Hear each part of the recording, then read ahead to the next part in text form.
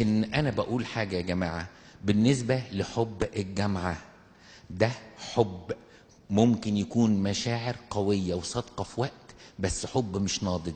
فأول ما الإنسان بيوصل لرابعة جامعة، يا إما بيشوف حد تاني يعتقد إنه مناسب أكتر ليه، أو لما بيشتغل بيشوف إن في حد تاني مناسب أكتر ليه، أو بيكتشف إنه إمكانياته ما تسمحش وما يكملش.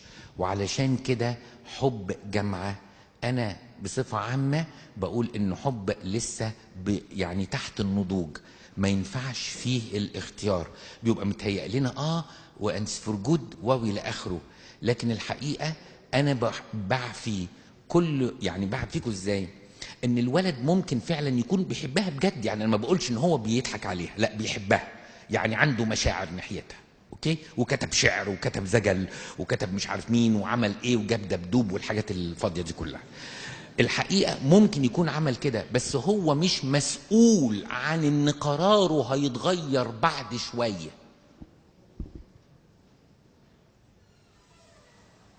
مش مسؤول ان قراره هيتغير بعد شوية.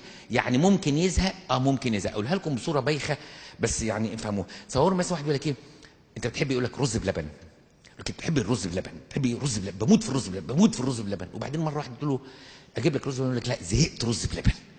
ليه؟ يقول لك مش عارف، مره واحده كده حسيت انه مش هو ده اللي انا عايزه، انا عايز اكل بسبوسه بالقشطه.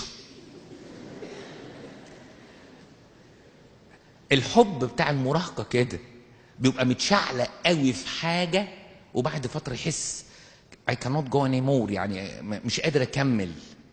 فعشان كده الناس بتتجرح وبتلوم بعض، بس مين قال ان هو ده كان الاختيار الصح؟